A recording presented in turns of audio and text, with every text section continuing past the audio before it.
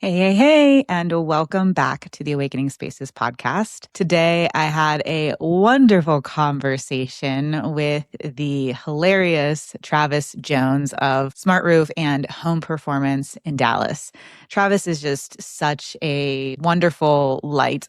He's just always turning the mundane into something humorous for us to enjoy, which I absolutely love. What Travis does is he brings together roofing, building science, and a real commitment to helping homeowners truly understand how their homes work. And he has an approach that's built on two guiding questions. Why does a home behave the way that it does? And how can we do this better? And I absolutely love that. So we dive into roofing, attics, and home performance in today's episode. This is an absolute must listen. Before you do anything to your roof or your attic, we go into how to find the right people, what questions to ask when you're vetting your team, and so on and so forth. And he explains why having somebody who understands home performance do these jobs in your attic or to your roof actually have a huge value to you and your home. I really hope that you enjoy this episode as much as I did. And without further ado, let's dive in.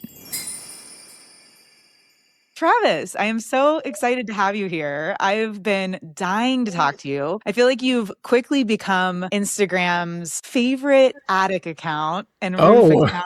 I love your vulnerability. You just share honest, real human truth and just bring so much of that human element to your work. That's why I was so excited to have you on this podcast. And so I just would love for you to just start by sharing who are you? How did you get here? Oh my. How much time do we have? Yeah. I know. Yeah, Ashley, thanks for having me on. How did I get here? So I would say really the last 3 years has been this huge pivot for me that's baked into the last maybe 15 years of my life. So I'm in my almost mid 50s now. I'll be 53 in June, and had kind of a whole first career as a music pastor at a church and did that until my mid 40s. It was just kind of time. I was a little burned out. And then I got into roofing 9 years ago. There's a lot of people that have been in all kinds of careers in Dallas, Fort Worth that are now in roofing because it's just easy to get into. Even though I know you guys get big hail where you are, we get lots of hail and we have lots of houses and we build a lot of asphalt shingle roofs. I think we're the number one re-roof market in the country. People are used to getting it paid for by insurance. So to become a roofing sales guy, you're just go knock on some doors and just say, you have hail, we're going to file a claim. And when you get the scope of work back, because the adjuster is going to write the scope of work, you don't even have to know what drip edge or shingles or felt. You don't know what it is when you start. You're just we're just going to do all this, and that's it.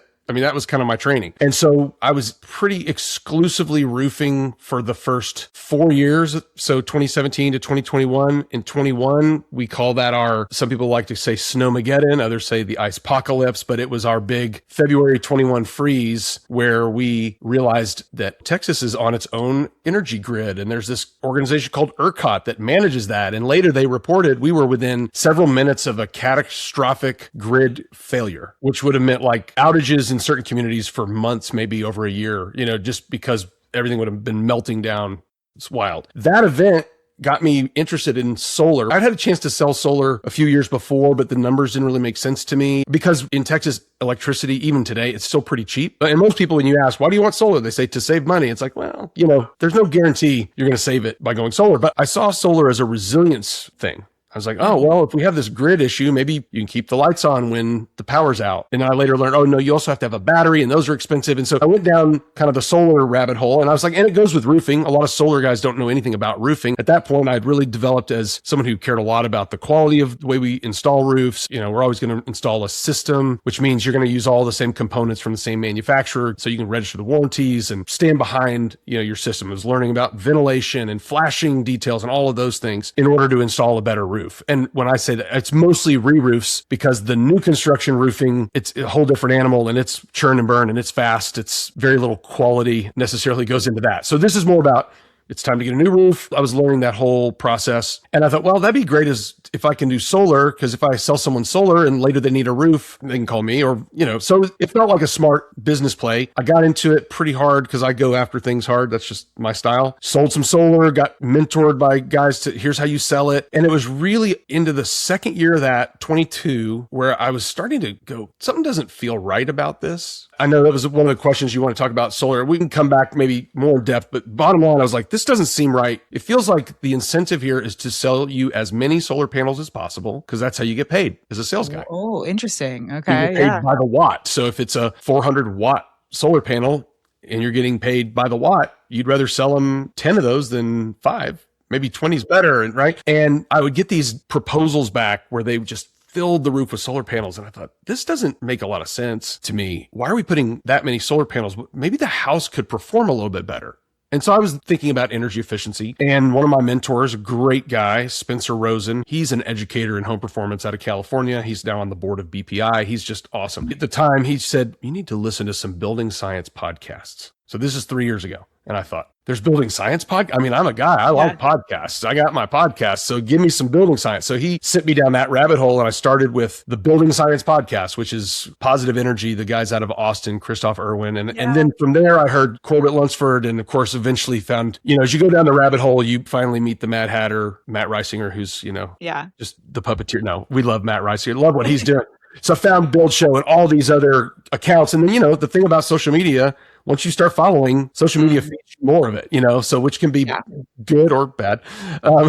I kind of went down that rabbit hole and I thought I'd never heard of a blower door test going into that. And then once I learned that was how you could understand how building performs using the blower door, I thought I need to get one because why would I put solar on a house if I haven't done a blower door test yet? And so I went on eBay. I found a used Minneapolis blower door and duct blaster. I was going to do like the BPI or the ResNet route. And I thought, I'm really not interested in the whole, I want to be an energy raider to help people pass code.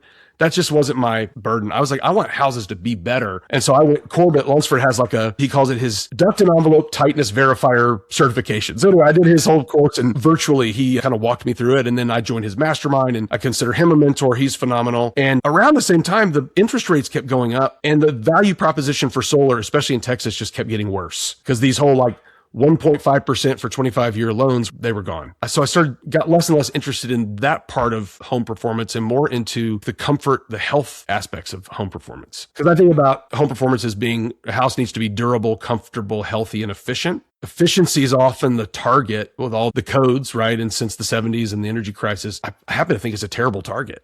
I think the target should be durability, comfort, and health. And by the way, if we can do that well, you're going to have very efficient houses. You may have some energy penalties if you add a dehumidifier, but you're going to have a healthier house. You're going to have a more comfortable house and a more durable house. So we shouldn't elevate energy savings to the top tier. The energy should serve us, right? Then I would say all this kind of in 2023, I went to Allison Bale's book launch of A House Needs to Breathe, ... or Does It? At the Austin Library in May of 23. I met Evan, who's all mold pro. He's a mold inspector here in town. And we were literally sitting next to each other and met the first day. And have you been to an event at the Austin Library? No. It's really cool. They're having the humid climate. I know you're not in a humid climate, but they're having the humid climate conference. You're going? Yeah, I think I'm going to go. Yeah. I think I am too. I went 2 years ago. Well, that same venue is where we had the Allison Bales event. And I happened to sit next to this guy, Evan, who wears cool hats. And he's like, it turns out we live 10 minutes away from each other. We had to go to Austin to meet. And then we come back to Dallas and Evan and Michael Crane, who used to be with Rockwool. Now he has a really cool product called Quieture that he promotes. Without me, they started our BS and Beer in July of 2023. And it was like 4 guys sitting around swapping stories until Evan was like, oh, I forgot to tell you, we started a BS and Beer. And I came and then I'm an evangelist. So then I'm like, we're growing this group. This is too small. So Evan and I lead it. We actually just had a lunch today with some of the other guys. Derek, we had a lunch today planning out kind of our next BS and Beer stuff. And so it was really that getting involved in that building science community, I would say, that I started getting more into, like Evan would say, hey, there's an issue with this house and maybe you should do a blower door test on it. And we were learning how to use the blower door to kind of diagnose building failures. And so now it seems that that's a lot of what the phone calls that I get and people reaching out on Instagram. I started doing content on Instagram at the end of 2023. And I was like, I'm just going to put content out there that will educate my potential client. Yeah. Because there's a lot to explain, whether it's about roofing and a fortified roof or whether it's about insulation and air sealing. There's a lot. And so I'm just going to make content so that I get a more educated client. I love educated clients. Some people like dumb clients that they can, use sales tricks. I'm terrible at sales tricks. I'm not good at sales tricks. So I'm like, I got to have another path. And mine is education. Like I want to educate you. And if I give you a lot of information and I try to tell you and you still want to do something else, maybe you're just not my client and that's fine. But that's what got me to the focus of like, man, I want to make homes better. Yeah. Oftentimes it's on the roof and in the attic that I can do that the best. I love that. I feel like we really probably could do a whole episode just on solar and not even from the dirty electricity EMF perspective, because we're not going to talk about that kind of stuff today, but just solar, like in the industry of it. There's so many things like you brought up that I didn't even know, that it's just kind of like snake oil salesman kind of stuff. That we will get into that. But what you do is so challenging because roofs are so incredibly important. Like you have the roof and then you have the attic and then you have cathedral ceilings and you have vented and conditioned and all these different things are happening with a roof. So what do you think are like the biggest issues with the roofing industry? We'll start with the roofing industry and then I want to move into attic. They're honestly like two separate topics. Sure. Yeah. A good roofer should be getting in the attic, right? But some of them don't. It's all part of a system. We'd love to say that in the building science world, like a house is a system and we need to better understand how they play together and then where my lane ends. But I want to know if I need to hand off to somebody else. Roofers are terrible about replacing every attic vent or penetration, whether it's a ventilation or it's the termination kit for the furnace or water heater. They'll just either not replace that item or replace it with the same thing instead of saying, is that the right thing? Maybe it's not. Maybe I need to call an HVAC guy and have him get involved. Maybe I need to call a plumber and have him get involved. Maybe I need to do my calculations and change the ventilation. The trades really should cooperate a lot more together. Roofing is not sexy. I've done a training and I put up this, like, I found some stock picture of a romantic dinner and I'm like, can y'all imagine this conversation? Honey, I have a surprise for you. We're getting a new roof. Like, never going to happen, right? Now, what he might say is, I got a bonus. And remember that kitchen you've been wanting? We're getting it. Remember that redone master bathroom? We're going to get that. How about that outdoor living space? That's what we're getting. But they're never like, baby, we're getting a new roof. Unless it's me, I would be like, yes, we're getting a new roof. Yes, we need people like you too. So roofs, they're not sexy. And we had a tornado that like ripped through Dallas in 2019. And it went through some high-end neighborhoods in North Dallas where the houses, they used to all be small, like single story. And then they scraped them and they built these big giant McMansions, you know. And I went to a couple of those houses where the roofs, you know, a bunch of stuff had been ripped off from the tornado. And I'm like, this is the worst asphalt shingle on the market. Like this was a $2 million house and they used the worst shingle. And I know why they do it. Every once in a while I'll have, oh, why don't you do new construction or, you know, even a custom builder? And they're like, will you quote us a better roof? And they're like, ooh, that's too much. And roofing is just this more of like a commodity type of product. Are you familiar with the term 3-tab shingles? Yes. 3-tab. I'll tease people sometime. I'll say, well, congratulations. You have the cheapest roof money can buy on your house. And we're going to fix it. I refuse to put 3-tab back if I'm replacing a roof because it's cheap. Just for those who are listening, though, who don't know what a 3-tab roof is, can you just kind of let us know, like, the different types of shingles? What makes an asphalt shingle, like a cheap shingle versus a high-quality shingle? Yeah. So asphalt shingles, they're primarily three things, and it's mostly asphalt, like what we make the roads with, right? So you've got your asphalt. That's what gives it its weight, its strength. And then there's a thin sheet of fiberglass, like in insulation, but it's thin sheet. That goes through a machine. It gets drenched in asphalt, which gets then covered in sand, you know, granules. That's the protective layer, and that's an asphalt shingle. How thick you make it, what you mix in the asphalt. Sometimes there's SBS modified shingles, which is like rubber that's mixed in, and that's popular in some of the class 4 hail resistant shingles. A 3-tab is basically a single layer of this asphalt. It looks like tight little rectangles on the roof. It's one layer. Most people then go to a laminated, some people call it architectural, but it's a laminated shingle that's 2 parts. And one of the biggest benefits, it has better wind resistance. So like a 3-tab, typical 3-tabs are rated for 60 mile per hour winds, whereas a typical laminate is 110 and up. And so in an area like Dallas, where we do get a lot of winds and we get straight line winds, we get tornadoes, why would we use a cheap product like that? But some of the big nationwide big builders, they still do. Even on their 700,000 and up homes, they're using that cheapest shingle because they're so value engineered on that project. And also it's like, oh, well, they're going to get a new roof in 5 years anyway. Who cares? Okay. The worst part is I've made some videos about this. When you put these laminate shingles, which are better quality, they're thicker, they have better wind resistance, they're more resistant to hail. They also have cap shingles that go on the hips and ridges that they make specifically for that product. They engineer those as a better cap shingle. For years, the roofers would just buy a package of 3-tab and cut it into 3 tabs and kind of bend it, that becomes your cap shingle. So you've got your 110 mile per hour shingle on the roof, and on the most vulnerable part of the roof, the hip or the ridge, you have a 60 mile per hour that's not even designed for that purpose, right? Wow. My supplier said, oh, he has a client that will buy class 4 shingles, sell an upgraded class 4 shingle, and he'll still order 3-tab for the hip and ridge to save a few $100 on the roof. Wow. If I could say in one word, the biggest problem with roofing, and this is going to be a theme maybe, is consumer ignorance. So in one word, it's ignorance. We don't know what we don't know. Look, I'm not saying that to be critical of homeowners. There's a lot to know. It's overwhelming. And it's like, I can't be an expert at everything. No, you can't. But I'll tell you, if you're having work done to your home, you have to educate yourself. There's great education available to us. But I like to say sometimes, look, in this building industry, we're in the zombie apocalypse and no one's coming to save you. Mm-hmm.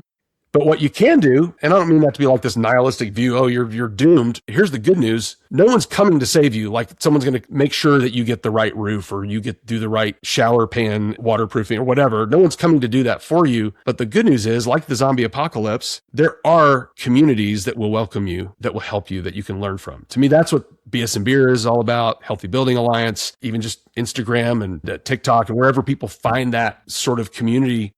There are people that you can learn from and that will help you, that have been down the road, and you can learn. So you have to learn, we'll have a big hailstorm and there's going to be a bunch of roofs coming. I'll say, listen, if you do one thing, make sure that whoever you hire to do your roof tears it down to the decking when they re-roof it. Because most of the time, or a lot of contractors don't, they take the shingles off, they'll leave the old felt paper, just put a new layer on top. They won't inspect the deck. They're not going to change flashing. If they're doing it to code, if the flashing is rusted or damaged, it has to be changed. You have to tear it down to the deck. There's a lot of code requirements. You have to do the ventilation right. But most roofs are not ventilated. That house has been re-roofed multiple times and nobody took the time to say, is it right? And if not, how do we fix it? Yeah. So within roofing, like locally, I'm a part of an organization and I just joined the board of North Texas Roofing Contractors Association, NTRCA. Most areas have a regional group like that and a state one, or just the national one is NRCA, National Roofing Contractors. I would say you got to educate yourself about a roof. And they have graphics and things that a lot of these sites like that will have. Here's what a roofing system is made of. And here are the questions you should be asking. So there's plenty of great materials like that out there. You just have to take the time to invest the time to figure that out when it's time to do a new roof, because it could be catastrophic if something's done poorly. Yeah, it's the first line of defense. It's too bad that it's like going to the doctor. We really rely on this professional to tell us like what is wrong and how do we do it right. Like if you're going to the doctor for your health, the doctor isn't just going to assume you want to take the cheapest route, even though it's not the best way to go. And I feel like with any professional who's working on our home, it's sort of the same thing, because like most homeowners just don't know or get that into the weeds with these things. And they really do need to educate themselves. And it's just so hard to know like what questions to ask, especially if someone's not giving you like, well, here's your good, better, best option. NTRCA, they would have the resources, but even the National Roofing Contractors, the NRCA, there's great resources there for homeowners. Awesome. You can go to any of the people that shingle manufacturers, ICO and Owens Corning and GAF and Certainty. You can go to their sites and they have, here's all the components of a roof and here's how it goes together. The key is just taking responsibility to say, I need to educate myself before I just go buy. I want to be an educated buyer. Yeah. Because absolutely. It's crazy, but most of the time, especially if you're going asphalt shingle to asphalt shingle, that roof project is going to take one day. It was funny. Did you have Matt Brading on yet? Did y'all talk? Yes. Yeah. Matt was telling me he had his roof done. He left in the morning and he came back and the roof was finished. And there were a couple things that he's like, wait, what did you do with that? He called me. He had some questions about it. It happened so fast. Yeah. And so I think another piece of advice, and this is not just for roofing, but it's for any trade, anything you're having done on your home, ask what kind of, not everything can be tested. Like we love to test when we can and verify with testing, but what kind of proof are you going to provide that you did all the work? And so I like to say, get pictures. I've got a guy working on a project where it's like an older house, has a water pipe in a north facing wall that keeps freezing. And we figured out the only way we're going to take off some siding, take out the insulation. We're going to re-insulate the pipe. I have a picture of every step of that and then every step putting it back. And I'll share that with the client. Mm-hmm. You should be able to say, what's behind that wall? I need to see pictures of that. It is an accountability issue. Yeah. Like, be accountable for what you're doing. It's one of the reasons I love Fortified is to get a roof fortified, which is a certification. You have to hire a third-party evaluator. Oh, okay. And they're there to make sure all the steps are followed. Yeah. Walk us through Fortified Roof, because we are going to get into that. And what is that so people know? Well, and there's also Fortified Home. There's Fortified Gold, Fortified Silver, and Fortified Roof. Gold and Silver all have a Fortified Roof as well, but you can just get a Fortified Roof. In essence, Fortified comes from a research facility called the Insurance Institute for Business and Home Safety. For short, it's one I, IBHS.org. They have some really cool videos. They have a facility in South Carolina where they build houses, roll it into this giant warehouse that has 105 6-foot diameter fans that can generate Category 3 hurricane conditions, and they try to destroy the houses. And what they're testing is what fasteners, how far apart, how deep into the wood. So it's fastening patterns. How do we keep the structure together? And then after they hit it with wind, they hit it with rain. They also do fire testing and stuff for making homes more resilient. It's all about resilient homes is what the IBHS is for. It leads with the word Insurance Institute. It's funded by insurance companies. So all of the big insurance carriers fund this research for more resilient homes so that we have fewer losses and we reduce even the cost of loss in a major storm. So you might have a major storm. Let's say you had a fortified roof. The idea would be, and you're on the East Coast because it was first developed for hurricane zones. So let's say you have this incredible winds and it rips off part of your shingles and part of the underlayment. If you've done it fortified, that means you've also sealed the roof deck. So now when the water hits, it doesn't get in the house. You're going to need a new roof. But what would cost a lot more is if the water got in and your ceiling collapsed and now you have to move out and have remediation. And how much more expensive is that project than just re-roofing a house?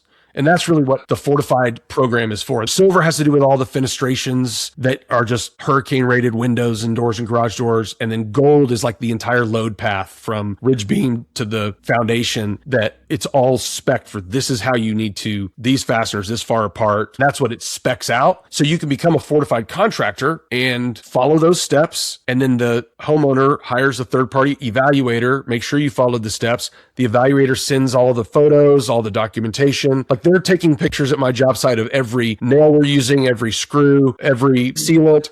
Like this is what went into this roof system. They send it off. And here's the scary part. If I missed something, then they may say, oops, sorry, you're not fortified. And the only way to do it is to tear it off and do it again, or, whatever, depending on what mistake you made. I actually learned about that on Matt Reisinger's channel. He had someone from Atlas Shingles down in Austin talking about fortified roof. And I was like, a better roof? I got to do that. So I started doing Fortified in 2023. We did our first one in 2023 in August. It adds time and cost to the project. The goal is to get you this more resilient roof. I'll talk about it as a re-roof, but you could do this from the beginning. We tear everything off. We're inspecting the deck, and then we have to re-nail the deck to make sure there's a ring shank nail every 4 inches on every rafter. That's a lot of nails. Through research proven that doubles the uplift capacity of that roof deck. So if the tornado hits your house, that doesn't save you. The goal for like a tornado is let's reduce the path of destruction by keeping the roof deck on. Yeah. Next, you seal the roof deck. There's a couple different ways to do it. I like doing tape, kind of like a zip system, but we've done it with ICO shingles and they make a gold seam tape. So we're literally taping all of the seams. Then we put the felt on. A lot of guys are used to felt paper just being something you tack in place until you put the shingles on. But again, the research has shown if we will put a cap nail, not a staple, but a cap nail every 6 inches where it overlaps, every 12 inches in the field, it just gives its belt and suspenders protection. It's let's keep the water out, right? That's when I teach on this, which I've done multiple times for ICO at like the International Roofing Expo and at some of their events. I'm like, let's remember your roof has a job and its number one job is to keep the water out. Mm-hmm. If it doesn't do that, it didn't do its job. And so let's do everything we can to make sure the roof can do its job of keeping the water out. And that's what the fortified details are meant to solve. And then better drip edge, which is, goes along the front of the house where the fascia and the decking meet. It also goes up the rake walls on the sides on a gable. But there's some really cheap drip edge you can buy out there that's 1.5 inch and it's aluminum and I can tie it in a knot. They want steel 26 gauge nailed every 4 inches in a staggered pattern. Like they want to lock down the edge so that those winds that hit the front edge of that roof don't lift the shingle. right? So it's just lots of little things like that. And then how many nails you put in the shingle, all of those things. That's what a fortified roof is. And you can do it with other materials as well. We've done a fortified roof with standing seam metal, but with asphalt shingles especially, which is the most common roofing material we use, this is a way to protect your home from water. We know water is the destroyer of buildings. That's really what a fortified roof is all about. And we're seeing a lot more of them become more and more popular as a solution. There's some states have grant programs to help people get them. So it's pretty cool. What's the cost for a homeowner to implement the Fortified Roof program? So I would say it's highly dependent on the market. It's probably 20-25% more. Instead of using square footage, because your roof has square footage, would shorten to squares. Every 10 by 10, so it's 100 square feet, that's one square. So let's say you had a 40 square roof. If we're going to do our normal system, asphalt shingles, let's say today we're around $600 a square. So that'd be a $24,000 roof. If we did it fortified, that's like an extra $125, $150 a square. Yeah. And this is great. Colorado has this. Texas has this. If you're with certain insurance carriers, I know Farmers in Colorado was doing this. State Farm and Farmers, maybe nationwide, are doing this in Texas and in other states. You can pay a few $100s more a year for your homeowners. It's a fortified endorsement. And when you need a new roof, they will pay to upgrade it, which is pretty cool. So that's one of those, check your coverages. And I'm sure all of them will do it eventually. Again, one of the things I tell folks is like the fortified roof is actually the roof insurance wants you to put on. Mm-hmm. Now, when you're doing an insurance claim, it can feel like they don't want you to do that because they can fight you on stupid stuff, but they still pay for the research to develop the program. Yeah. But it's good insurance because you have to think about it. It's not just your roof. If your roof gets damaged, it's not just the roof. You're likely getting water intrusion into the home that likely could end up into having some sort of mold issue. And whatever damage is caused by that, the insurance company is usually not covering that. Right. And it's going to be really difficult. So you might be paying a little bit more up front, but those checks and balances are things that I tell all my clients to do. And my business model, I've transitioned more into becoming an owner's rep for certain people, just in some cases on projects, because somebody needs to be advocating. Somebody needs to be holding the subs, the contractors accountable and documenting things, and that's a lot of work to document it, to take photos of things, to document those photos, to follow up on things. And if somebody's renovating a home or building a new home, someone should be doing that. And usually they're not. Yeah. Like I have a friend that's a local remodeler, done a lot of great remodel jobs. Tell me, he likes to start with, what kind of investment were you thinking about making in your home? Because they're like, we want to do a big remodel or just a kitchen or whatever it is. Yeah. And he goes, well, what kind of investment? What's your budget? And it's funny because people are I don't want to tell you my budget. If I tell you my budget, you're just going to price the project to it. It's like, that's really not how good contractors do it. First, I need to know, what are you thinking? And then I need to help adjust your expectations. And what he would usually tell them is they'd say, we probably want to spend like $150,000. He goes, okay. And based on what you told me, that's double. It's almost always, he's like, would you be willing to spend double? Because that's what you described. They're like, what? No, we're going to get other bids or whatever. Most of the time, if you bid a job, like I like to say this in the insulation world, I'm more expensive than everyone in my market. But if they bid the work that I'm doing, they'd be more expensive. Right. They're just not doing most of what we're doing. They're not air sealing. They're not doing it. So I know the total's more, but I'm not more expensive. I'm just actually doing additional work. And in fact, if you don't air seal when you vac out insulation, why are you vacuuming it out? I mean, it seems foolish, but that's what I'm saying. If you could apples to apples compare, here's what this guy's going to do. Those prices are all going to be fairly similar. Mm-hmm. If it's way off, something's wrong. It's hard then to say, because people are like, okay, what are we willing to spend? Okay, if we stretch, we could spend 200,000. And then someone's like, okay, well, that's actually probably 300,000. They're like, okay, how do we get to 300,000? And they're like, now, before you do that, you should also hire a consultant to make sure your 300,000 is well spent. It's like, no, we're tapped. We can't. Right. I've had a couple people say, hey, well, can you guys like add on this back patio and just build out a roof, whatever? I go, where's your plan, your design? Oh, I was just thinking, we could just kind of draw it up. I'm like, no, I'm not doing that. I said, you need to hire someone to design it. And it needs to be correct. Because if you're going to tie in a patio to an existing roof, that is much harder than you think. It's not going to work the way you think. You got to manage the water. You got to manage the structure. And so I just won't do it. I won't wing it. I'm like, find somebody else to do that project. That's not a project I'm interested in. But if you will spend the money, hire someone to draw a great plan, now you can go bid that plan. But that feels like hard money to spend. It does, but in my experience, those are the projects that save money. When you pay a little bit of extra money up front for consultants, for designers, for that upfront planning, Yeah. you are likely going to save money, and not just a little bit of money, hundreds of thousands. I've seen projects go hundreds of thousands because they didn't have the architect on board, or, I mean, it's just wild to see. And then also, not only is it going to cost you more money, but it's going to increase the length of time that you get back into your home. Yeah. And then the costs of whatever you're renting or wherever you're staying. I mean, it snowballs. I get it from the opposite spectrum too. It is a hard pill to swallow as a homeowner. Like, we're looking for houses right now. Here I am. I'm like, I don't want to spend this money, but I know it's important. Luckily, I know what I know, and I do know what is important. And it's still really hard to be like, crawl space encapsulation? Like, tell me about it. I know that's on my list. We got to do it here. Mid-60s home and with a crawl space, and I got to do it. I don't want to spend it, but it's coming.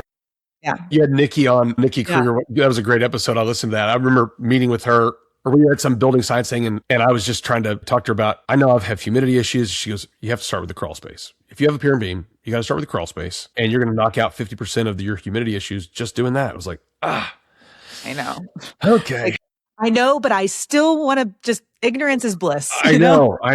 But, I think that's hard for people to spend that. Again, that's not sexy money either, like a roof. I mean, it's like, crawl space encapsulation. Being willing to change your budget, like the things that you could, whether you're building or doing like a major reno, it's like, especially if you're building. I was talking to a client, and there were just some major issues that she was building this house and ran into issues with the builder, thought the builder was going to build better high performance stuff. And I get there and I said, hey, well, I got called in on a mold related enclosure issue. But then I was like, I looked at the roof. This is going to be several $1 million house. Remember how I said a ring shank nail every 4 inches on the deck? I went up and looked. That roof sheathing was stapled, because that's the way they used to do it. Literally installed to the rafters with staples on a 30-foot roof line, high exposure to wind. And I said, let's do a fortified roof here. And I gave her the number, and they're like, oh, that's just too expensive. It's like, really? Okay. I don't mean this to sound judgy, because look, I've made really dumb mistakes too. Okay. But I'm like, let me see, what's your budget on your kitchen appliances? Why don't you knock that down a rung or two? You can save a lot of money there. And let's put it in the structure of your house. You don't need some of the crazy bathroom stuff with jets. Like, are you really going to use that shower that way, that tub, whatever, Well, I need it for resale. Okay. But put the money into the bones, the structure, the ductwork, the air sealing, so that it's right. Buy that Sub-Zero later, Yeah. Can always add that later. No one wants to hear, but the foundation of a healthy home is the building envelope. For us on our house hunt, that's what's been making the process so challenging, because you don't know what the building envelope is, what's inside of it. You don't know how it was built. You don't know what that assembly is. So it can be really challenging, but that is really important. I want to go back into the attic. Oh, let's do the attic. You mentioned like removing the insulation, vacuuming up the insulations. Are you doing insulation too? Yeah. Yeah. Okay. What do you do when you go into an attic? What do you look for, and what kind of things do you see? This is a good way to segue into what I've been calling just my home diagnostic testing. And so when I go do a home diagnostic, I want to look at the roof, I want to get in the attic, and I want to do a blower door test and a duct tightness test, and then some other tests we can talk about. But, first I start on the outside. I want to look at the roof, and you can see things that may be causing problems inside. Like, do you have metal vents for, say, a furnace that are rusty? Why are they rusty? What we find a lot is people updated their furnace, but they didn't update the roof penetration. Their furnace was originally like a 5-inch pipe that went through the roof and had some kind of generic metal vent on it. They've upgraded the furnace. It's still a mid efficiency, but it's a 4-inch B vent pipe. Instead of saying, let's take the 4-inch B vent all the way through the roof, put the right termination kit on it so that it's vented properly through the roof. They're like, we'll just put on an adapter in the attic. And the way they put the vents on there, it'll lead to condensation issues, because whenever you're venting out combustion gas, the metal's cold when you first fire it up, or it's just even a restriction, you get a lot of condensations. I'm looking for any signs of condensation related to the various roof penetrations. So we see that with furnace, water heater, fans, dryers, all of those. I'm looking to see what's going on out here that might then give us clues in the attic. And then when I get in the attic, I'm, again, just looking at what's the condition of the roof sheathing. Does it look good? Does it look like it's got some biological growth on it of sorts? How is it ventilated? And most of the time in Texas that I run into, we have vented attics, and they're almost always under vented. They just don't have the proper amount of ventilation. People think about the heat part. I'm more about the humidity part. I think it leads to a lot more excess humidity in the attic. When you have a lot of humidity in the attic, now what else is happening? Well, depending on the way your duct work, because we're running flex duct often through these attics and it's not pulled tight enough, or you have flex duct sitting on top of flex duct, which kind of takes the R value. We're supposed to do R8 duct, but a lot of people might still have R6. But either way, if you have this long duct and it's sitting on another one, it's no longer R6 or R8, which means the outside of that duct can get cold, cold enough to reach the dew point in a humid attic. And so you're getting condensation on the ductwork and the ducts are sweating, or you're getting condensation on the condensate lines. And so I'm looking for signs of humidity in all of that. And then, signs of poor ventilation, signs of humidity, signs of condensation, signs of rodent issues and all that, because we see a lot of that. And then just what's the state of the insulation? And then if I have a suspicion that it probably needs to be removed, I want to see what kind of air sealing has already been done around various pipes, wires, around ceiling penetrations like can lights and stuff like that. I also focus a lot on what is the access to the attic. So is that access from a living space? There's a lot of homes like this in my area where, I don't know if they were like Fox and Jacobs single story starter type homes. You go in there and at some point in a hallway, there's a pull down stair, and also in a hallway is a giant return for the air conditioner. People have seen videos like this. I've done some. I think Brantley's done some like this, where it's like, put your fog right next to that attic entrance, and when that air conditioner kicks on, it's just sucking the air from the attic into the house, and then I'm doing a visual of like the returns. And if I see a lot of dust on returns, then I'm thinking that's from the attic. They have a lot of air leakage. It could be duct leakage. It could be envelope leakage, or both. If I'm doing the diagnostic, I'll go ahead and do a blower door test. If it's a hot attic, I'll do a duct tightness test. If it's a spray foamed attic, I don't worry about the duct tightness because I don't really care about leaky ducts in a spray foamed attic, but in a hot attic I do. And so I'll test those things. And my goal is to figure out, how do we make this home better? How do we tighten your envelope, improve your insulation, improve your mechanicals? And then sometimes I'm doing a good handoff to one of my HVAC guy, or if it's related to drainage, I have a good foundation and drainage, crawl space encapsulation guy. So I'm trying to help assess the house as a system, and the attic is just a major part of that. Like I joke, one of my little recurring videos I would do is I'd say, welcome to sauna talk. And I'm in an attic dripping with sweat. Yeah. Nobody wants to hang out in their attic. No. And you don't want to breathe what's up in the attic. But guess what? If you don't have good air sealing, you are breathing what's in your attic.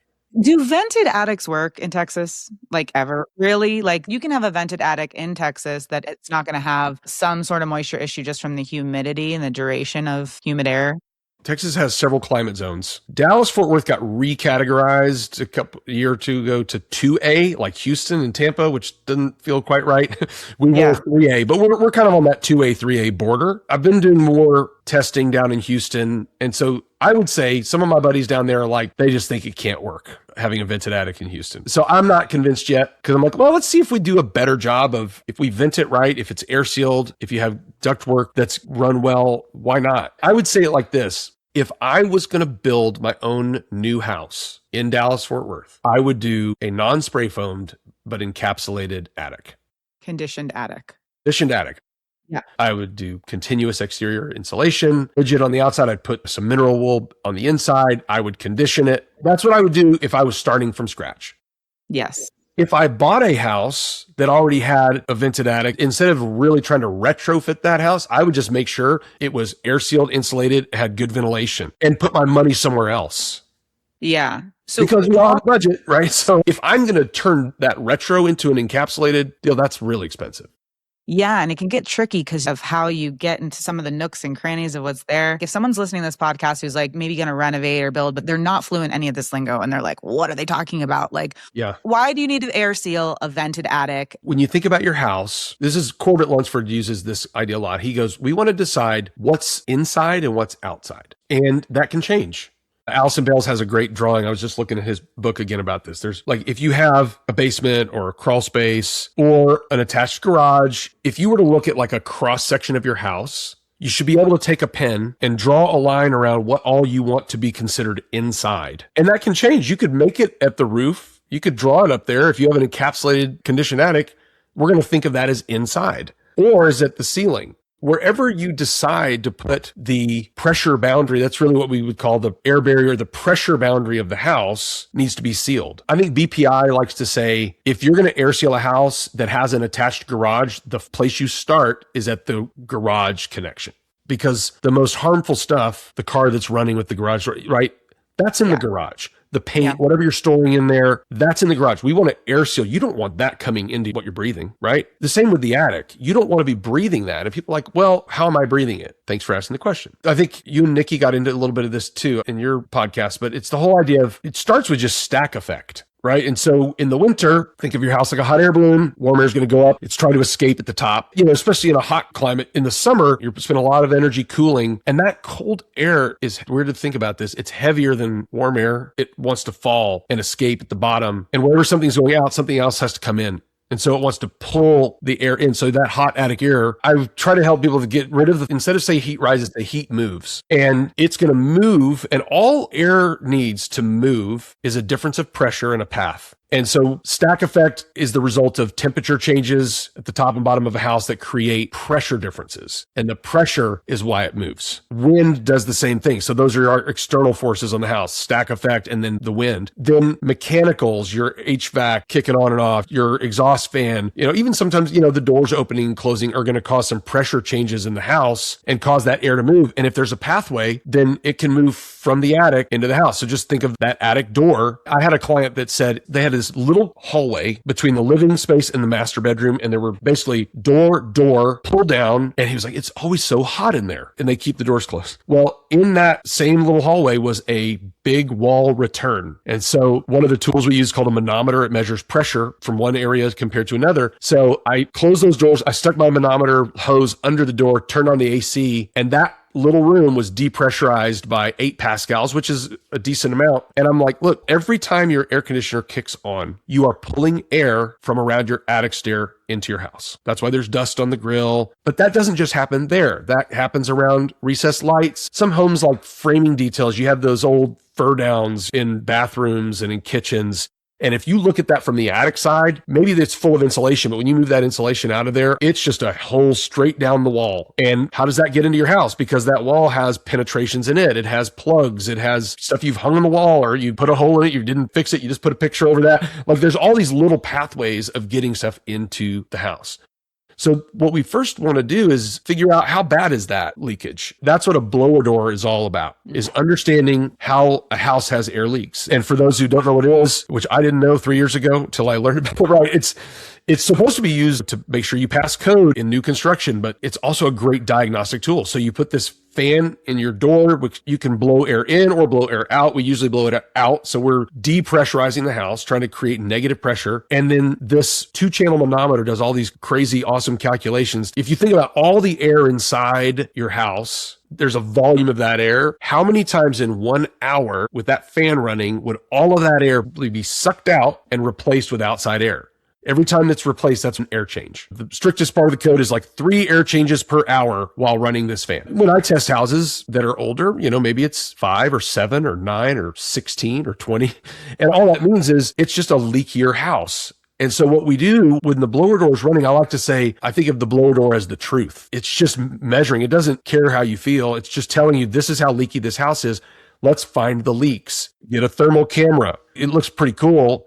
I heard a guy on a great podcast for people that want to nerd out is the Flow Lab, which is Retrotech's podcast. And they were talking about how all of these tools, Retrotech's one of the people that make some of these tools. The goal of blower doors and thermal cameras and fog pens is to make the invisible visible. You can see a lot with a thermal camera without a blower door running, but if a blower door is running and you have a great temperature difference, the bigger the temperature difference, the more dramatic the pictures look. Like if it's really hot outside or really cold outside, you see these like streaks coming around the lights, or it looks like they're coming down the walls. I've seen like a streak that went down the wall all the way to the outlet. And then you could put your hand over the outlet. You could like blow a match out with, right? Those are the air leaks. So if all air needs to move is a difference of pressure and a path to stop the air from moving, we can fix, there are pressure issues we can address, but we can also just block the path. We do that a variety of ways. If it's a big, like those old fur downs, we'll cut out rigid foam board and stick it in there and seal it so that there's no pathway for it. If a house has been built in the last 25 years, you'll probably look up, if you were to pull your insulation away and look at your electrical wires that are going up, the board that's at the top between, you have your wall studs that go up that define your room. And then at the top, that's the top plate. And so to get plumbing and electrical services, will drill holes through that. They're supposed to fill like the electrician or before you get your certificate of occupancy. And that's why they'll use that orange foam. It's easy to see, they'll go around. Okay. Yep. They squirted foam and all those. That's to stop the movement of air through there. And some of that is for like fire safety, but it's also for the health of the building envelope. You're sealing those holes. So you could pull the insulation side and be like, oh, those weren't very well sealed. And then the other one, and again, often depends on the age of the house, is we'll see, you could just call it construction joints. So wherever the drywall of your ceiling hits that top plate, that can be another place in the attic that there's just a long gap. And that's the pathway for air to get into the wall cavity. And I do a little bit of kind of forensic type work. A mold inspector wanted me to help them figure out this 5-year-old house, duplex. They had mold on the firewall, 2 of the walls that were kind of on the firewall separation. We blow door tested this house, and 5-year-old house, terrible framing details. Probably a $1.5–2 million house. I could just see that from the attic side, when the blower door was running inside, I put my little fog pen and it just sucked air into those walls. And so I'm like, look, here's what I think happened. You have an interior wall that the other side of is another interior wall because there's a neighbor. So that wall is never hot in the summer. It's always going to stay pretty cold, right? So that drywall gets pretty cold. And then if you have a pressure change, that hot, humid attic air gets sucked into the wall, and humid air is looking for a cold surface to condense on. And as soon as it finds it at the right temperature, you get condensation and it gets wet. And if it gets wet and it never dries and stays wet, that's how you get mold. Mm-hmm. So you get rot because it doesn't dry, but it shouldn't have had a path to get in there in the first place. Exactly. And that's what air sealing is all about. So air sealing helps stop the movement of condensation of air. I mean, air carries it all. It carries heat, humidity that comes down through there, all the stuff from the attic. Depending on where you live, it may be impossible to keep rodents out of your attic, people that live on a creek or something. But if they're up there, all that they're doing up there is mixing with your attic air and getting pulled down. And that's just not stuff we want to breathe. So that's where we air seal. And then what we do in this market, which none of the insulation companies that I'm aware of are actually doing this. There's a couple like contractors I know that do it. Well, they don't actually do this fully. We will literally blower door test before we air seal and after. We call it test in and test out because I want to verify the results. Absolutely. And the insulation companies, they're not doing it. I'm not saying that to be critical. Some of them don't know. The market is not yet rewarding that kind of activity because I charge more than they do. It can be hard. I mean, I lose jobs because people are like, oh, that's too much. I got a better price. I'm like, well, I know you did because you're getting a different product. That's why you got a better price. But there's a lot of education that's needed to help people figure out, do I need that? Why do I need that? How's that going to help me? That's been a challenge, but we're seeing a lot more through Instagram. I have a mold dog that sends people to me, a mold assessor, a HVAC guy. So we're just getting more clients that are, I know we need this and, so totally. I mean, the mold problem is usually a symptom of an energy issue somewhere. It's a lot of times with like air flowing or it shouldn't flow or condensation forming. As awareness of that issue grows, I think people are going to appreciate and value these diagnostic tools more and more because we can actually measure what we're getting done in our homes, which, you pay for something. Even if it's less expensive, you're paying for something that you don't even know got done. So I don't know. It just seems worth it to pay the extra just to have that peace of mind, I think. Yeah. Sometimes it's painful and you're like, well, we put in a way oversized air conditioner because we just swapped out what they had before. And then we'll talk to people and they're like, well, that's non-negotiable. We just paid for that. We can't pull that out now. So it's like, oh, well, now we got to do even more dehumidification to make up for that. And it just creates other problems. But I think the good news is with our BS and Beer group here and all the kind of connected contractors, I feel like we can make homes better. There are some homes that are beyond repair, but I very rarely feel that. One of the things I'll ask is like, well, I'll go do this diagnostic work. And I was having a conversation with someone that they'd spent a lot of money on the older, maybe 100-year-old house. And they'd done some pretty cool cosmetic things to it. It was a beautiful house, but it was making them sick. And we started talking about it. And I said, what are you willing to invest to make this right? Well, I don't know. I said, well, I'm just going to pick numbers. Would you spend 100,000? And they're like, oh no, we couldn't do that. I go, would you spend 50? Maybe. I was like, okay, then here's what I don't want to do. I'm only a part of the solution. Mm-hmm. If someone has a bad crawl space, and I'm like, you have to encapsulate that. If you don't, you're wasting money. Don't spend money with me and HVAC if you're going to leave the crawl space like that. I do think every crawl space should probably be encapsulated, but sometimes they're really problematic. Or I had a woman that had such a bad drainage issue. They put turf in the backyard and they put down concrete first and they graded it wrong. So water was coming under her floors. And so she'd had mold remediation done in the bedroom from the floors. I was there to look at the attic, and I looked at it, and it needed help. But then I was like, no, wait, where was the mold? And she said, well, in this room. And I got my moisture meter out, and she had new floors, and I put it on the floor. I was like, those floors are wet. Like, and I said, you have a drainage problem. You're going to have to figure out, and I've got a guy who can help you with that. But if you don't do that, you're wasting money. And she said, but that would take my whole budget. I was like, if you're not willing to do that, I wouldn't do anything. Yeah. This will never be fixed. And I know that's hard and it's painful. And we were like, oh, I wish I had made that mistake of putting in the turf that they did wrong. And now I can't get my money back from them. And it's very difficult to deal with that. But when we help people, I'm not fixing that problem for you. I'm helping it, but I'm not going to fix it. We do a lot of projects where we're doing, I just call it suck, seal, and blow. We're sucking it all out, blow door assisted air sealing, blowing it back in, and then we'll fix attic ventilation, and we'll add new roof vents to just get a better ventilated attic. And then we'll put like in a new nice attic stair that seals well. We might install some new bath fans or vent their bath fans through the roof because they're venting into the attic. Those are the things that we'll do. And now through AeroSeal, we can actually do the duct sealing for people. But I'm not an HVAC contractor, and I'm learning more and more about it to be able to say, look, I think you're going to need these things. You might be able to keep your ACs for now, but you're going to at least need to add dehumidification. And while you're at it, you should do better filtration. And here's what that ballpark might cost you, and for me, no matter how much money they spend with our project, if a year later, they're not thinking, man, I'm so glad I did that. Like, they may not be excited about it because it's not sexy, but I want them to eventually be excited about, yeah, that was great. Yeah. Our house performs better.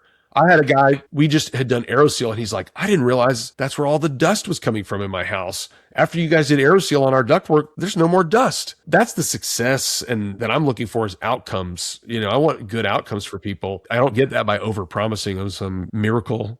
Yeah. And in the end, it makes it just way more comfortable in the house. You might not be looking at some visual, aesthetic, beautiful thing, but you feel different. And I think that makes a big difference. Quick question, because this is a personal question for us Colorado people. I am seeing these attic fans in every single home. We have these like 1960s ranch. All of them have attic fans. I'll not only see the attic hatch that probably comes down, has a staircase, but then next to it has this vent for an attic fan. No one's sealing those up. I'm not getting in any of these attics at this point, just going through looking at the houses. And my concern is, okay, in a heating climate like Colorado, when no one's sealing that up and we're heating during winter season and the roof deck is cold, I would imagine that any home that has that fan probably likely has some sort of issues from condensation. I worry about the vented attics for the condensation piece, like if air is moving through recessed lights or the attic hatch or these big open grills that have the attic fan. They're not sealed at all. They're just basically open holes. There is no boundary here. The heat must be rising and condensing in there. I haven't looked in these attics, but I'm just assuming like physics, there's probably condensation issues. What are your thoughts on these attic fans?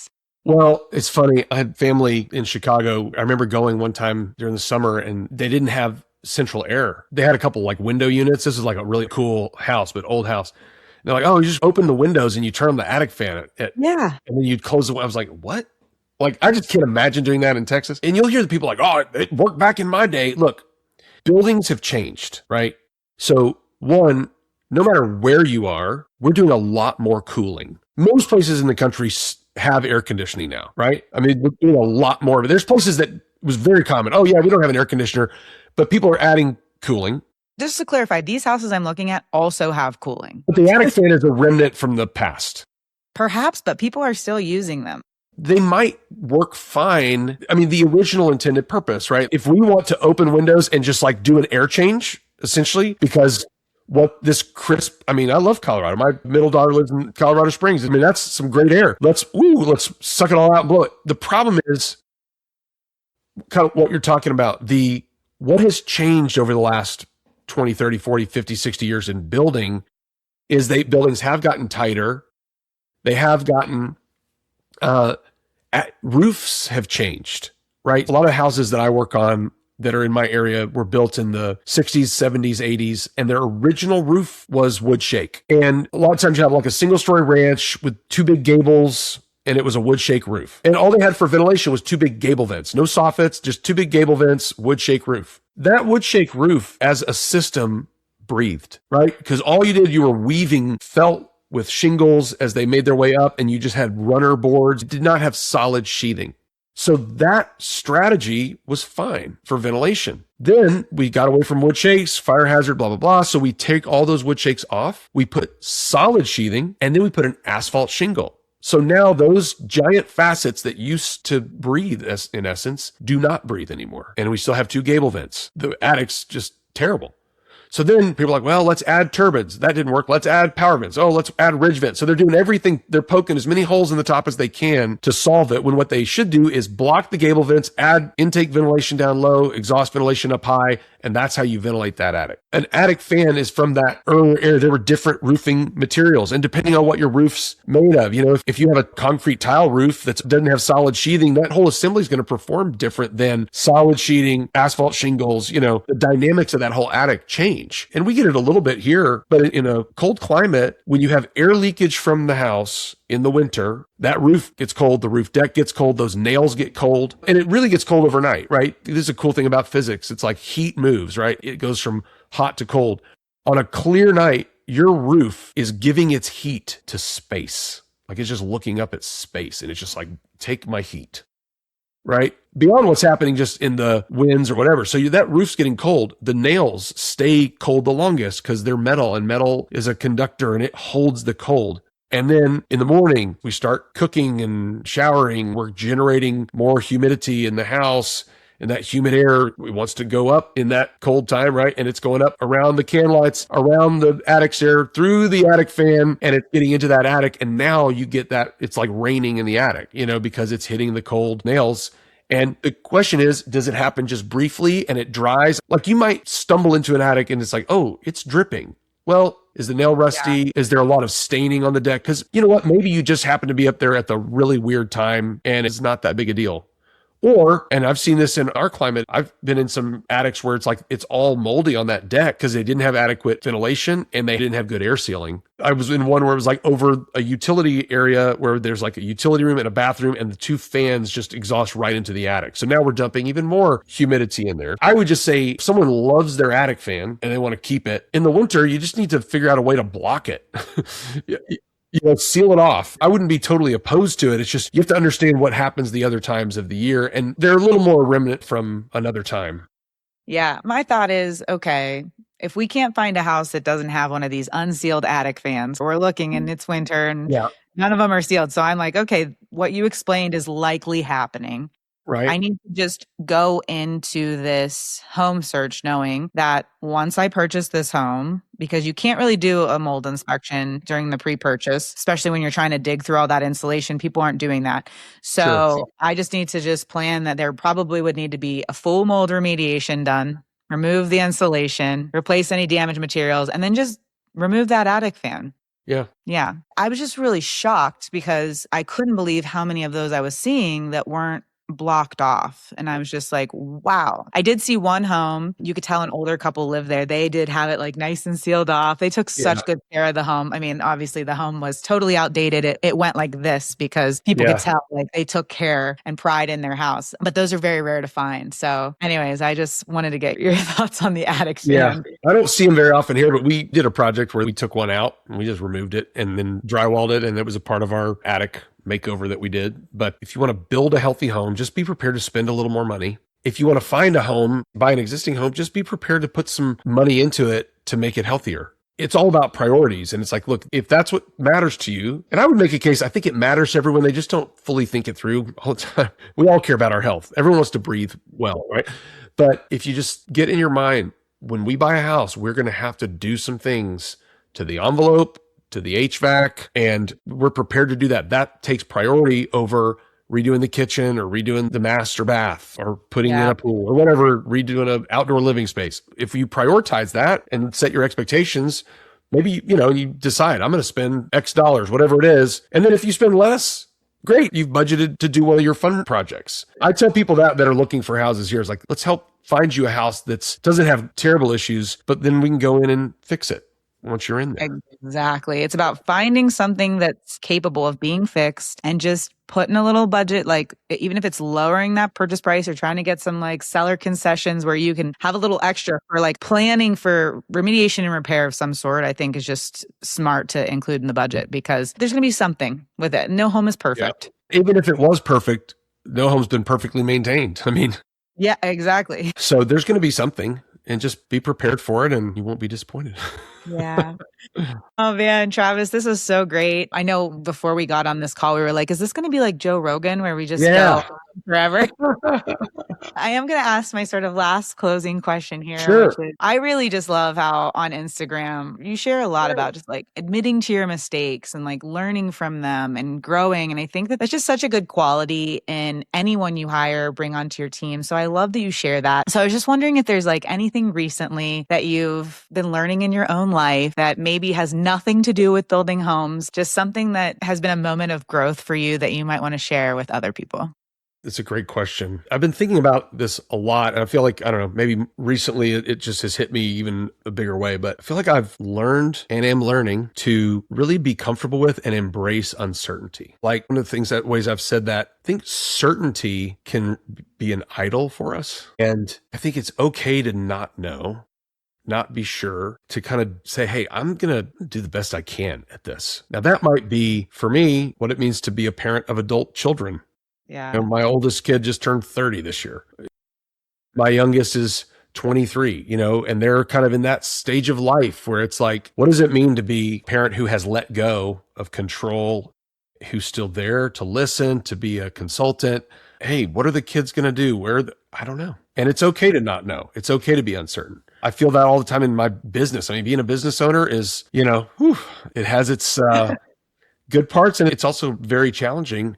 And I'm still actively in roofing, but one, we haven't had a lot of hailstorms. That drives our market so much. And I'm just being drawn more and more into this healthy home, blower door testing, diagnostics, all this stuff. And I'm kind of having to pioneer that because, like I said, it's not like I'm competing against people that are doing the same exact thing. I'm theoretically competing against people who don't do a fraction of what we do. So I'm having to figure out, can I make this work? Can I really make a business out of doing it this way? And some days my wife and I, she helps me a lot in the business, and, we'll look at each other and say, well, we live to fight another day. I mean, we made it, and I'm kind of okay with just living in that uncertainty. I feel like that's where I talk about curiosity a lot. I think curiosity is one of the most important virtues. If you're certain about everything, you don't tend to be very curious. Mm-hmm. But if you're uncertain, there's like, well, I don't know, that you can just become depressed, but I'm just curious. It's like, let's figure this out. Let's find out. I talk to my clients that way. I said this to one client. He was getting frustrated. We were both getting frustrated about his project. And I said, listen, I think about this a lot. If Travis from 5 years in the future could time travel and come back here, he would help us a lot. He would have some things to tell us. I would do it differently. I guarantee you I'll do it better, but we don't have him. All you got is me right now. But here's what I promise you. I'm going to give you everything I got to make this the best project possible. And I'm pretty sure it's going to work. Yeah. But there's also a level of uncertainty with that. We're going to try this. So whether it's with a client or family or yourself, it's like managing your own expectations a little bit better. I joked, this could be for your nursery. People put like inspo quotes on nursery walls and stuff. And I said, you know what? You would be a great quote to put on a wall. Lower your expectations. I was like, and I don't mean that to be cynical. It's like, look, you're not going to be the number one star. Like, just lower it. Like, it's okay. Most of life, if we would just kind of lower our expectations and be grateful in that lowered expectation, because it's like, hey, you know what? I'm grateful for where we are and what's happening and the lessons we're learning. And I don't have to have all the answers. And it's okay to admit that I'm wrong and I'm willing to change my mind. I mean, that's kind of a big blah of answer, but that's kind of where I'm at. Yeah. I love that. And what keeps coming up for me is like, as humans, we create these dreams for ourselves. We're like these goals and these dreams and these destinations. But like, what if God or universe or whatever gave us something even better than we could create? Yeah. But we were trying to control so hard that we didn't allow this other magical, beautiful experience to happen because we had to be certain that like, this was the path. And we just didn't allow our curiosity to just take us somewhere even better than we could have ever imagined. Absolutely. So I love that. I love that so much. That was so great, Travis. You're so Awesome. awesome. I love what you're doing, Ashley. I know it's a lot of work to do a podcast and commit to it. And hopefully we're all like doing our part. It's one of the great things about being part of this extended community, which is so cool. Yeah, I just love it. I love chatting with people like you and just hearing what people's experiences. And the only way we're going to build better is just learning from our mistakes, hearing what other people are doing. I think what you're doing is so cool. I love that you're kind of like pioneering this new way. I think you're very unique in what you do and it's very needed. So I think I'll continue to support you and share your work with other people. So yeah, keep doing it. You're crushing it. Yeah, And loving it. I think I'm going to go on Facebook Marketplace and buy a blower door because that inspired me. I was like, oh, so that's how you can get in for cheap and just mess around and find I out. love it. Yeah. I found one. It was on eBay. And I remember I like was bidding on it. I was watching it. It was like, yes, this is so fun. Yeah. And it's been really cool to kind of have those aha moments with it. Be like, oh, a lot of people like mysteries and puzzles and stuff. And it's like, if you kind of see, that's how we approach a house is like a puzzle. And the blower door is like one of the decoder pins, you can use to understand that puzzle. Yeah. I know. I have so many diagnostic tools. I should be out there actually diagnosing because I have spent so much money. But I just like to know. Like I just like to like try to explore. And I'm like, I do need a blower door. I need to figure out. It just feels like the right next step. But anyways, well, thank you so much, Travis. I really appreciate it. Thank you for having me. It was great. All right. Until next time. All right. Cheers. Cheers. Thanks so much for tuning in to the Awakening Spaces podcast. If you're ready to take what you've learned and start applying it to your own home, then there's a few ways that we can support you. On our website, you can find a collection of free and paid guides and courses that will walk you through everything from designing a healthy home to choosing safe materials and reducing mold, chemical, and EMF exposure.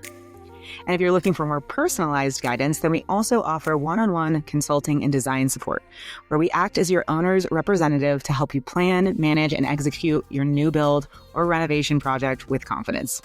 You can explore all of these offerings on our website at awakeningspaces.com. And if this podcast has helped you in any way, we would be so incredibly grateful if you would like, subscribe, and share this podcast so that it can reach more people. Until next time, thank you so much for listening and being here and stepping into what it means to be an awakened homeowner.